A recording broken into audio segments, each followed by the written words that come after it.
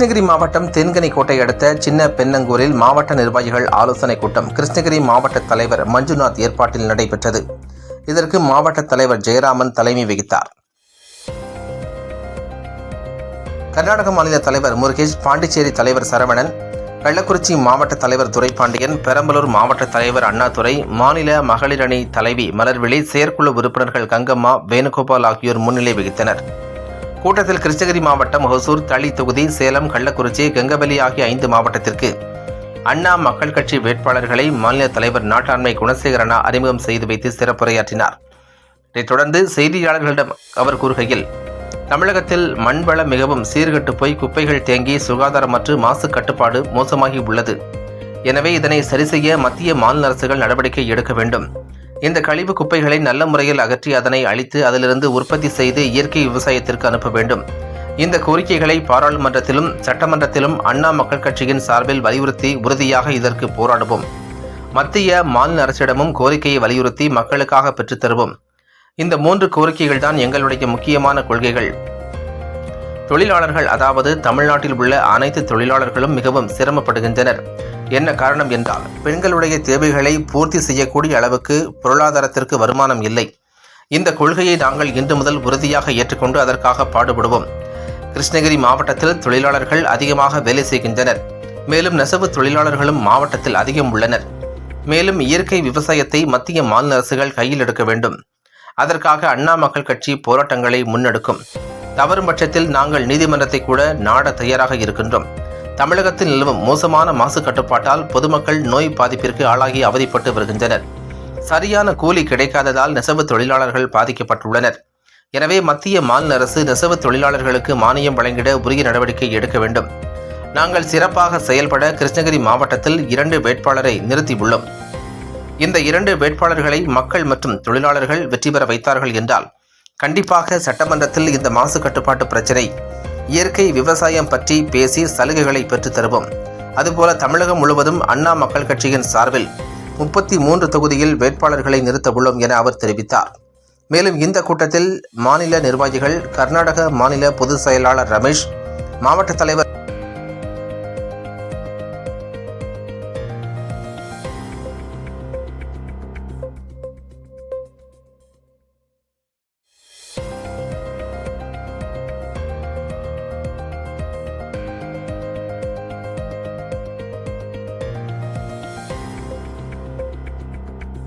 செய்யக்கூடிய அளவுக்கு தொழிலாளருக்கு வருமானம் இல்லை. தொழிலாளரை யாரும் பார்க்கல. கார்பரேட் கம்பெனி தான் இப்படி வாழ்ந்துட்டு இருக்குது. தொழிலாளரோட நிலைமை என்னன்னு கேட்டீங்கன்னா, டெய்லி 500 ரூபா சம்பாதிக்கிறது பெரிய கஷ்டமா இருக்குது. ஆனா செலவு எவ்வளவு ஆகுதுன்னா 500 ரூபாய்க்கு மேல ஆகுது. அப்ப தொழிலாளர்களுக்காக 4வது கொள்கையை நாங்கள் இன்று முதல் உறுதியாக ஏற்றுக்கொண்டு அதற்காக பாடுபடும் என்பதை இன்று தெரிவித்துக் கொள்கிறோம். இந்த கிருஷ்ணகிரி மாவட்டத்தில் தொழிற்சாலைகள் அதிகமாக இருக்குது. தொழிலாளர்கள் அதிகமாக வேலை செய்கிறாங்க. நெசவு தொழில் இந்த கிருஷ்ணகிரி மாவட்டத்தில் நிறைய இருந்தது. அதெல்லாம் இந்த 100 ஆண்டுகளில் ஒரு 50 ஆண்டுகளாக மாறி போச்சு, இல்லாத போயிடுச்சு. விவசாயமும் அதே போல் வெறும் இதுவாக இருக்குது. இதாக இருக்குது, நோய் நொடியை உருவாக்கக்கூடிய விவசாயமாக இருக்குது. அந்த விவசாயத்தை மாற்ற வேண்டும் என்றால் இயற்கை விவசாயத்தை மாநில அரசும் மத்திய அரசும் கையில் எடுக்க வேண்டும். அதற்காக அண்ணா மக்கள் கட்சி மிகவும் எந்த விதமான போராட்டமாக எடுத்து இதை செயல்படுத்துவோம். தவறும் பட்சத்தில் நாங்கள் நீதிமன்றத்தை கூட நட தயாராக இருக்கின்றோம். ஏன்னா மாசு கட்டுப்பாடால மக்கள் நோய் நொடியோடு ரொம்ப கஷ்டப்படுறாங்க. அந்த நோய் நொடி இல்லாமல் இருக்குன்னா இயற்கை விவசாயம் தான் வேணும். அதே போல நெசவு தொழிலாளர் எல்லாம் இப்ப கூலி வேலைக்கு போறாங்க. சரியான கூலி கிடைக்கல. நெசவு தொழில மத்திய அரசும் மாநில அரசும் உரிய மானியத்தை கொடுத்து வீட்டுக்கு வீடு தொழில் செய்ய விட்டா நல்லா சிறப்பா செய்வாங்க. ஏன்னா அந்த காலத்துல வீட்டுக்கு வீடு நெசவாளர் இருந்தாங்க, இன்னைக்கு இல்லை. ஏன்னா மத்திய அரசும் மாநில அரசும் அதுக்குரிய முறையான நடவடிக்கை எடுத்து மத்திய அரசு ஒதுக்குது. அதாவது கைத்தறித்துறை அப்படின்னு வச்சுக்கிட்டு அதை ஒதுக்குது பணத்தை. அந்த பணத்தை நெசவாளருக்கு தரல, நெசவாளருக்கு கொடுத்து தொழிலை அபிவிருத்தி பண்ணல. எல்லா விவசாயியும் எல்லா நெசவாளர்களும் நெளிந்துள்ளார்கள். அதனால இந்த அண்ணா மக்கள் கட்சியின் சார்பாக இந்த 4 கொள்கைகளையும் நாங்கள் சிறப்போடு செயல்படுவதற்கு இந்த கிருஷ்ணகிரி மாவட்டத்தில் 2 வேட்பாளர்களை நிறுத்தியுள்ளோம்.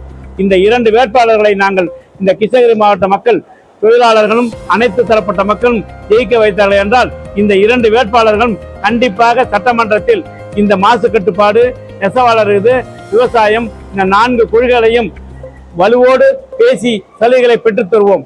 அதுபோல தமிழ்நாடு முழுவதும் அண்ணா மக்கள் கட்சியின் சார்பாக 33 தொகுதியில் நிறுத்த உள்ளோம். குன்னம் என்கின்ற அதாவது பெரம்பலூர் மாவட்டத்தில் குன்னம்ங்கிற தொகுதியில எங்களுடைய மாவட்ட தலைவர் அண்ணாதுரைங்கிற நிற்கின்றார். அதே போல நாமக்கல் மாவட்டத்தில் திருச்செங்கோடு தொகுதியில் சதீஷ் என்பவர் நிற்கப்படுகின்றார், அங்கு நிறுத்த வைக்கப்படுகின்றார். அதே போல கடலூர் மாவட்டத்தில் ராஜேஷ்குமார் என்பவர் குறிஞ்சிப்பாடி தொகுதியில் நிற்க இருக்கின்றார். இப்போது அறிவிக்கப்பட்டுள்ள கள்ளக்குறிச்சி மாவட்டத்தில் இப்ப புதிதாக ஆரம்பிக்கப்பட்ட கள்ளக்குறிச்சி மாவட்டம், அதுல சத்தியா அதாவது கள்ளக்குறிச்சி தனி தொகுதி, அதுல இந்த கட்சியில அனைத்து தரப்பட்ட மக்களும் இருக்கிறார்கள் என்பதை மக்களுக்கு உணர்த்துவதற்காக ஆதி திராவிடர் மதத்தை சேர்ந்த எஸ்சி பிரிவுடைய மாநில தலைவரை நாங்கள் நிறுத்தி வைத்துள்ளோம். அதற்கு அடுத்தாப்புல வேலூர் மாவட்டத்துல அங்க நெசவாளர் அதிகமா இருந்த ஏரியாவில் மாநில தலைவராக உள்ள ராஜேஸ்வரி அம்மா அவர்களை பணமே முக்கியம் இல்லை, படிப்பு தான் முக்கியம் சொல்லி அவங்க படிச்சிருக்காங்க. அவங்க இங்க இருக்க அவங்க ஈரோடு மேற்கு தொகுதி நிற்கின்றார்கள். எங்கம்மா அந்த மாதிரி பேராசிரியர் எங்க இருக்காங்க? எங்கம்மா பேராசிரியர் எங்க இருக்கிறீங்க? இதெல்லாம் நம்ம அண்ணா மக்கள் கட்சியின் சார்பாக கண்டிப்பாக இந்த 4 கொள்கைகளை சுமந்து கொண்டு சட்டமன்றத்தில் நமது மக்களுக்கு சேவை செய்வதற்கு முன்வந்து சென்றிருக்கிறார்கள். எந்தவித பிரதிபலனும் எதிர்பார்க்காமல் அரசிடமிருந்து எந்த சலுகையும் கிடைக்கவில்லை, மத்திய அரசிடமிருந்து கிடைக்கவில்லை, மாநில அரசிடமிருந்து கிடைக்கவில்லை. தன்னுடைய உழைப்பால் உயர்ந்து கொண்டிருக்கின்றவர்கள் மக்கள் சேவையை பெரிதென்று இப்போது அண்ணா மக்கள் கட்சி இருக்கின்றார்கள். இப்போது கூட இந்த மேடையில் ஒரு இளைஞர்கள் கிட்டத்தட்ட ஒரு 10 பேருக்கு மேல இப்போ கட்சியில் இணைய வந்துள்ளார்கள். அவர்களை நாங்கள் மேடைக்கு அழைக்கின்றோம். வருகின்ற சட்டமன்ற தொகுதியில் கேரளாவிலும் பாண்டிச்சேரியிலும் தமிழ்நாட்டிலும் மொத்தம் 33 தொகுதிகளில் அண்ணா மக்கள் கட்சி நின்று மக்களுக்காக சேவை செய்வதற்கு முன் வந்திருக்கிறதுக்கு நம்ம தமிழ்நாட்டு மக்களும் கேரள மக்களும் பாண்டிச்சேரி மக்களும் எங்களுக்கு பெருத்த ஆதரவு தருவார்கள் என்ற நம்பிக்கையில் நாங்கள் நிற்கின்றோம். இந்த தகவலை ஊடகத்துறை நண்பர்கள் நீங்களாம் வந்திருக்கிறீங்க, நாடு முழுவதும் பார்க்க வேண்டும். எல்லா மக்களும் உங்கள் மூலமா பார்த்து இந்த அண்ணா மக்கள் கட்சிக்கு பேர் ஆதரவு தருவார்கள் என்று நம்புகின்றோம். நீங்கள் அனைத்து டிவிகளிலும் அனைத்து ஊடகத்திலும் இந்த தகவலை தெரிவித்து அண்ணா மக்கள் கட்சிக்கு ஆதரவு தருவீர்கள் என்று நம்பிக்கையோடு இந்த பேட்டியை கொடுத்திருக்கிறேன். போன 2024 சட்டமன்ற பாராளுமன்ற எலெக்ஷனில் அண்ணா மக்கள் கட்சியின் சார்பாக 5 மாநிலங்களில் பாண்டிச்சேரி, கேரளா, ஆந்திரா, தமிழ்நாடு, கர்நாடகா அப்படி நின்றோம். அதில் 2 மாநிலத்தில் மட்டும் எங்களுடைய மனுக்களை ஏற்றுக்கொள்ளப்பட்டது. 3 மாநிலத்தில் நாங்கள் புதிய கட்சி என்பதால் மனுக்கள் பரிசீலிக்கப்பட்டு தள்ளுபடி செய்யப்பட்டுவிட்டது. அந்த 2 மாநிலத்திலும் நான் தமிழ்நாட்டிலே நான் தான் நின்றேன். மாநில தலைவராகிய நான் அந்த கள்ளக்குறிச்சி தொகுதியிலே பாராளுமன்ற தொகுதியில் நின்றேன். அதே போல் இதுல பெங்களூர் கர்நாடகா மாநிலத்தில் பெங்களூர் சென்ட்ரல் தொகுதியில் மாநில தலைவராகிய முருகேஷ் அவர்கள் எங்கயா முருகேஷ் சேர்ந்தீங்க அவர் நின்றார். இருவருமே ஒரே சின்னம் பலாப்பழம் சின்னத்தில் நின்றோம். நாங்கள் பாராளுமன்ற எலெக்ஷனில் எப்படியாவது 2 பேராவது சென்று இந்த 4 கொள்கைகளையும் செல்வதற்கு சென்றோம். நம்மிடம் போதுமான பொருளாதார வளர்ச்சி இல்லாததால் நாம் பின்னோக்கி விட்டோம், பின்னுக்கு தள்ளப்பட்டோம். ஆனால் இப்போது அதை எதிர்பார்க்கவில்லை. எந்த விதத்திலாவது நாம் இந்த 33 பேரையும் சட்டமன்றத்தில் கேரளாவிலும் கர்நாடகா பாண்டிச்சேரியிலும் தமிழ்நாட்டிலும் நாங்கள் சட்டமன்றத்தில் செல்வோம். கண்டிப்பாக எங்கள் குரலை கொடுப்போம். இந்த மக்களுக்கு நாங்கள் நல்ல ஒரு விடிவு காலத்தை ஏற்படுத்துவோம் என்பதை தெரிவித்துக் கொள்கின்றேன்.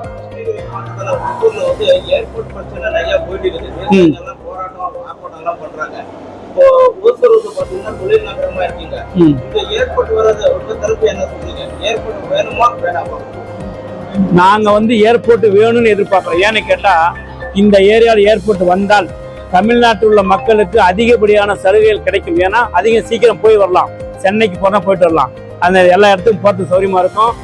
சென்னை, திருச்சி, மதுரை இருக்கிற மாதிரி இங்க ஒசூரிலையும் ஏர்போர்ட் நகரம் வேண்டும் என்று நாங்கள் ஆதரிக்கின்றோம். இவர்கள் எல்லாம் நம்ம அண்ணா மக்கள் கட்சியின் கொள்கையை எடுத்துக்கொண்டு செல்வார்கள். அதே போல் திருவண்ணாமலை மாவட்டத்தில் வேலூர் தொகுதியில் சுமதி என்பவர் இருக்கின்றார். அதே போல் திருச்சி மாவட்டத்தில் பொது சேவை, அதாவது மக்களுடைய பொது சேவையை குறிக்கோளாக கடந்த 20 ஆண்டுகளாக வாழ்ந்து கொண்டிருக்கின்றார் முருகையன் என்ற நமது கட்சிக்காரர், எமது கட்சியினுடைய மாவட்ட தலைவர். அவர் தான் திருச்சி மாவட்டத்தினுடைய தலைவர். ஸ்ரீரங்கம் தொகுதியில் இருக்கின்றார். அதற்கு அடுத்தாப்புல ஈரோடு மாவட்டத்தில் கிழக்கு தொகுதியில் பாலாஜி என்பவர் மாவட்ட தலைவராக இருக்கிறார். அவர் அந்த தொகுதியில் இருக்கின்றார். அங்கு நெசவாளர்கள் அதிகமாக உள்ள இது, ஜவுளித்துறைகள் அதிகமாக உள்ள ஏரியா. அதுக்கு அடுத்தாப்புல சேலத்துல மேட்டூர் பாலகிருஷ்ணன் என்பவர், அவர் வன்னியர் சமூகத்தை சேர்ந்தவர். இந்த கட்சியில் அனைத்து சமுதாயத்துக்கும் இடம் இருக்கும் என்பதற்காக ஒரு வன்னியரை மேட்டூர் தொகுதியில் நாங்கள் நிறுத்தியுள்ளோம். அவர் விவசாயத்தில் முக்கியம் வாய்ந்தவர். அவரை அங்கு நிற்க வைத்துள்ளோம். தனிச்சு தான் நிக்கிறோம். நாங்க கூட்டணி சார்பாக நிற்கவில்லை. நாங்க கூட்டணிக்காக யாரிடம் போய் கேட்டாலும் அவர்கள் எதிர்பார்ப்பதை எங்களால் செய்ய முடியாது. நாங்கள் தனித்து நிற்கின்றோம். மக்களுடைய ஆதரவோடு நின்று அவர்கள் ஜெயிப்பார்கள். கண்டிப்பாக ஜெயித்து இந்த 4 கொள்கையும் சிறப்போடு செயல்படுத்துவார்கள். அடுத்து சொல்லிடுறேன். 14, அதாவது வழக்கறிஞர், மாநில வழக்கறிஞர் பிரிவு இருக்கார். அவர் சென்னையில சைதாப்பேட்டையில நிற்கிறார். அது கத்தாப்புல கள்ளக்குறிச்சி சங்கராபுரம் தொகுதி. இந்த கட்சி நம்ம அண்ணா மக்கள் கட்சியினுடைய தேசிய தலைவர் GK செவந்தா அவர்கள் எல்லாருக்கும் இதா இருந்து அவங்க நிற்கிறாங்க. அது கத்தாப்புல கோயம்புத்தூர் தொண்டாமுத்தூர் தொகுதியில தங்கவேல் என்பவர் நிற்கின்றார். அரியலூர் ஜெயங்கொண்டம் தொகுதியில் முருகானந்தம் என்பவர் நிற்கின்றார். சேலம் ஏற்காடு தொகுதியில் S நரேஷ் நிற்கின்றார். தஞ்சாவூர் பாபநாசம் தொகுதியில் மிக கை கூலி தொழில் செய்தவர் அவர். இன்று பாபநாசம் தொகுதியில் செல்வம் என்பவர் அவர் நிற்கின்றார். அவர் கூலி தொழிலாளி தான், ஆனால் நானும் நிற்கிறேன் என்று இந்த கட்சியின் சார்பாக நிற்க வைக்கின்றோம். மயிலாடுதுறையில் பூம்புகார் தொகுதியில் வலம்புரி என்பவர் நிற்கின்றார். சேலம் எடப்பாடி தொகுதியில் நம்ம பெரிய மலையோ உடைக்கிறது, சின்ன ஒளியை நிற்க வைக்கிறோம். அது உடையுதா உடையில அது அப்புறம். அதுல தங்கராசி என்பவரை நிற்க வைக்கின்றோம். காஞ்சிபுரம் உத்தரமேரூர் தொகுதியில் G மனோகரன் என்பவர், அவரும் நெசவாளர், அவர் அங்கு நிற்கின்றார். திருப்பூர் தெற்கு தொகுதியில் பொது வாழ்க்கையே முக்கியம் என்று பேசிக்கொண்டு தன்னுடைய வாழ்க்கையை இந்த 50 ஆண்டு காலத்தில் பாதி வாழ்க்கையை வீணாக்கி விட்டார். அவர் மலர்விழி அவர்கள் இவங்க நிற்கிறாங்க அங்க. அதே போல் பாண்டிச்சேரியில் நெல்லித்தோப்பு என்ற தொகுதியில் கோமதி ராஜா, அதாவது பாண்டிச்சேரி மாநில தலைவருடைய மனைவி, அவங்க அங்க நிற்கிறாங்க. ஏன்னா பாண்டிச்சேரி மாநிலத்தில் நம்ம அங்க சட்டமன்றத்தில் நம்ம குரல் கொடுக்கணுங்கிறதுக்காக. அடுத்தது உங்களுக்கு அறிவிச்சிட்டேன், ஜெயராமன், மஞ்சு இவர்கள் இருவரும் இந்த காஞ்சிபுரம் இந்த கிருஷ்ணகிரி மாவட்டத்தில் 2 தொகுதி நிற்கிறார்கள்.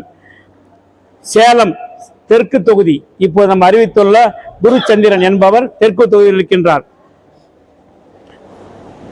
கள்ளக்குறிச்சி ரிஷிவந்தியம் தொகுதியில் ராஜேந்திரன் என்பவர் இருக்கின்றார். ஈரோடு மேற்கு தொகுதியில் படித்த பேராசிரியர், அவர் அந்த அம்மா பணமே முக்கியம் இல்லை, படிப்பு தான் முக்கியம் சொல்லி அவங்க படிச்சிருக்காங்க.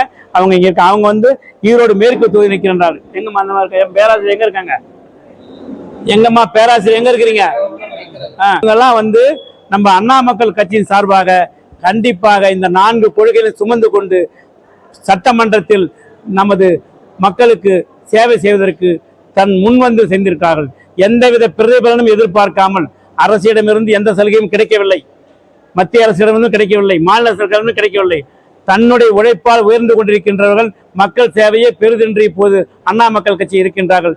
இப்போது கூட இந்த மேடையில் ஒரு இளைஞர்கள் கிட்டத்தட்ட ஒரு 10 பேருக்கு மேல இப்போ கட்சியில் இணைய வந்துள்ளார்கள். அவர்களை நாங்கள் மேடைக்கு அழைக்கின்றோம். வருகின்ற சட்டமன்ற தொகுதியில் கேரளாவிலும் பாண்டிச்சேரியிலும் தமிழ்நாட்டிலும் மொத்தம் 33 தொகுதிகளில் அண்ணா மக்கள் கட்சி நின்று மக்களுக்காக சேவை செய்வதற்கு முன் வந்திருக்கிறதுக்கு நம்ம தமிழ்நாட்டு மக்களும் கேரள மக்களும் பாண்டிச்சேரி மக்களும் எங்களுக்கு பெருத்த ஆதரவு தருவார்கள் என்ற நம்பிக்கையில் நாங்கள் நிற்கின்றோம். இந்த தகவலை ஊடகத்துறை நண்பர்கள் நீங்களாம் வந்திருக்கிறீங்க, நாடு முழுவதும் பார்க்க வேண்டும். எல்லா மக்களும் உங்கள் மூலமா பார்த்து இந்த அண்ணா மக்கள் கட்சிக்கு பேர் ஆதரவு தருவார்கள் என்று நம்புகின்றோம். நீங்கள் அனைத்து டிவிகளிலும் அனைத்து ஊடகத்திலும் இந்த தகவலை தெரிவித்து அண்ணா மக்கள் கட்சிக்கு ஆதரவு தருவீர்கள் என்று நம்பிக்கையோடு இந்த பேட்டியை கொடுத்திருக்கேன். போன 2024 சட்டமன்ற பாராளுமன்ற எலெக்ஷனில் அண்ணா மக்கள் கட்சியின் சார்பாக 5 மாநிலங்களில் பாண்டிச்சேரி, கேரளா, ஆந்திரா, தமிழ்நாடு, கர்நாடகா அப்படி நின்றோம். அதில் 2 மாநிலத்தில் மட்டும் எங்களுடைய மனுக்களை ஏற்றுக்கொள்ளப்பட்டது. 3 மாநிலத்தில் நாங்கள் புதிய கட்சி என்பதால் மனுக்கள் பரிசீலிக்கப்பட்டு தள்ளுபடி செய்யப்பட்டுவிட்டது. அந்த 2 மாநிலத்திலும் நான் தமிழ்நாட்டிலே நான் தான் நின்றேன். மாநில தலைவராகிய நான் அந்த கள்ளக்குறிச்சி தொகுதியிலே பாராளுமன்ற தொகுதியில் நின்றேன். அதே போல் இதில் பெங்களூர் கர்நாடகா மாநிலத்தில் பெங்களூர் சென்ட்ரல் தொகுதியில் மாநில தலைவராகிய முருகேஷ் அவர்கள் எங்கயா முருகேஷ் சேர்ந்தீங்க அவர் நின்றார். இருவருமே ஒரே சின்னம் பலாப்பழம் சின்னத்தில் நின்றோம். நாங்கள் பாராளுமன்ற எலெக்ஷனில் எப்படியாவது 2 பேராவது சென்று இந்த 4 கொள்கைகளையும் செல்வதற்கு சென்றோம். நம்மிடம் போதுமான பொருளாதார வளர்ச்சி இல்லாததால் நாம் பின்னோக்கி விட்டோம், பின்னுக்கு தள்ளப்பட்டோம். ஆனால் இப்போது அதை எதிர்பார்க்கவில்லை. எந்த விதத்திலாவது நாம் இந்த 33 பேரையும் சட்டமன்றத்தில் கேரளாவிலும் கர்நாடகா பாண்டிச்சேரியிலும் தமிழ்நாட்டிலும் நாங்கள் சட்டமன்றத்தில் செல்வோம். கண்டிப்பாக எங்கள் குரலை கொடுப்போம். இந்த மக்களுக்கு நாங்கள் நல்ல ஒரு விடிவு காலத்தை ஏற்படுத்துவோம் என்பதை தெரிவித்துக் கொள்கின்றேன்.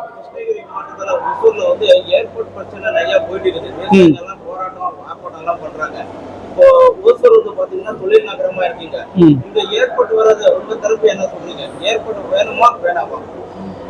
நாங்க ஏர்போர்ட் வேணும்னு எதிர்பார்க்கிறோம். ஏன்னு கேட்டா இந்த ஏரியாவில் ஏர்போர்ட் வந்தால் தமிழ்நாட்டில் உள்ள மக்களுக்கு அதிகப்படியான சலுகைகள் கிடைக்கும். ஏன்னா சீக்கிரம் போய் வரலாம், சென்னைக்கு போயிட்டு வரலாம், அந்த எல்லா இடத்துக்கும் போகிறது சௌரியமா இருக்கும்.